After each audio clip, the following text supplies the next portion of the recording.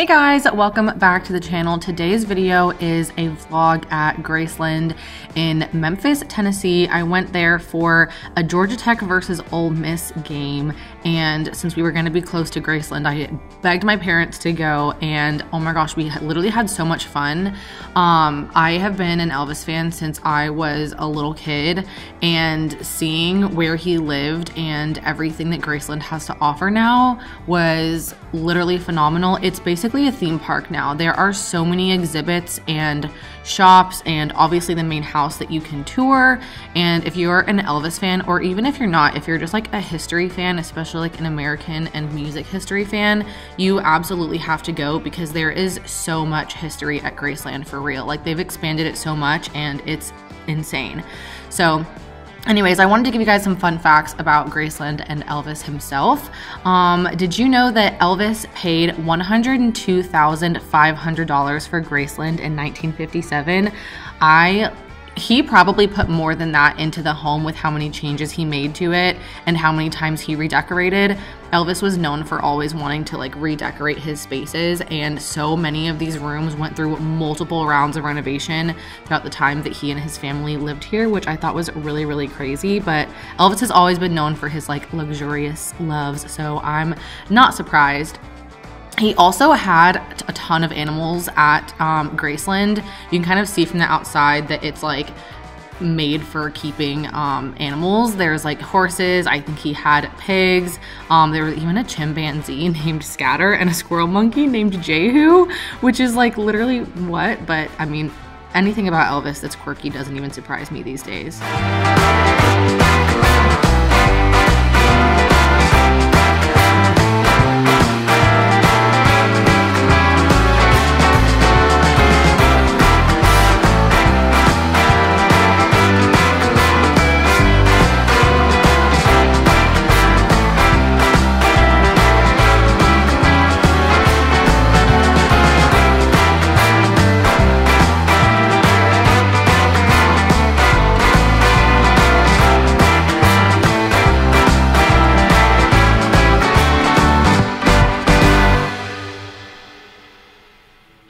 One thing that I was not expecting to really hit me as hard as it did is the meditation garden where most of the Presley family is buried. You definitely just like have that overwhelming sense of like, we're missing a legend in the world while you're there.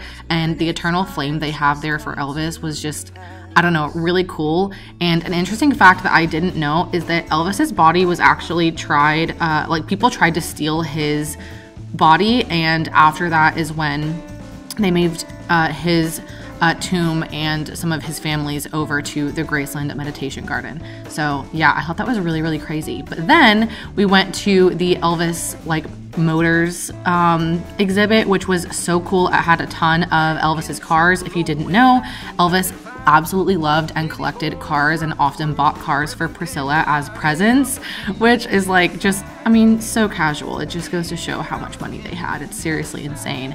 But there was so much, and they had Elvis movies playing, which brought so much nostalgia back for me because I loved Elvis movies when I was a kid. I always, even though now looking back, I'm like, oh my gosh, these were really corny.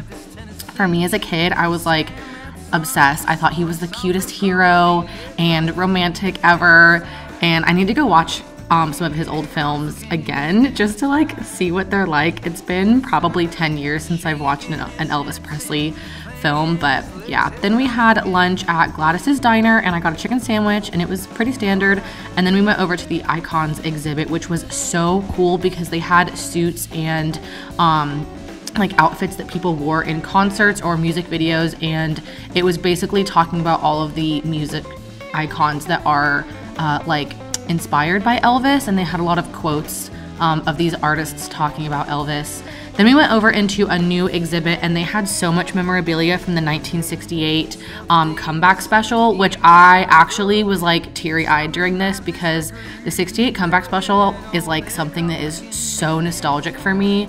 I have probably watched that like 50 times because it was just like Elvis coming back to his roots and coming back to everything that like made him who he is, I guess.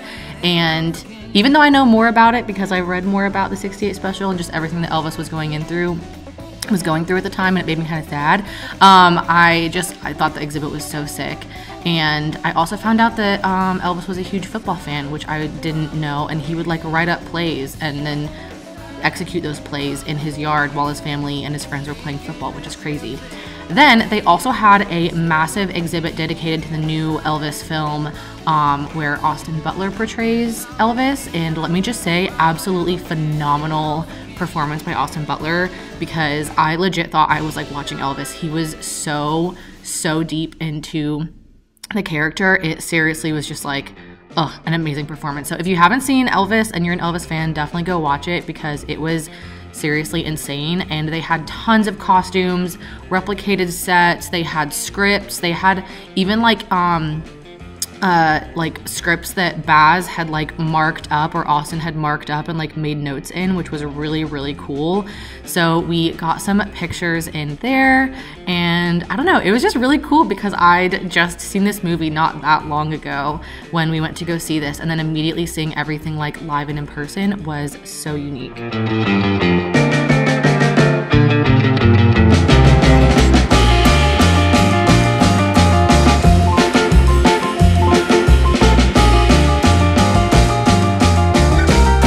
Last but certainly not least, we got to tour the Lisa Marie jet. If you didn't know, Lisa Marie is Elvis's daughter that he named this jet after, which one is adorable, and also it's so sad that Lisa Marie passed away. But this jet was very interesting, and I think the thing that shocked me most is that even the bed has a giant belt buckle that like goes all the way across, like a seat belt, not a belt buckle, to keep you safe during like while you're sleeping during flight. So anyways, hope you guys enjoyed this video. Make sure you give it a like if you love Elvis, and I'll see you guys in the next one. Bye.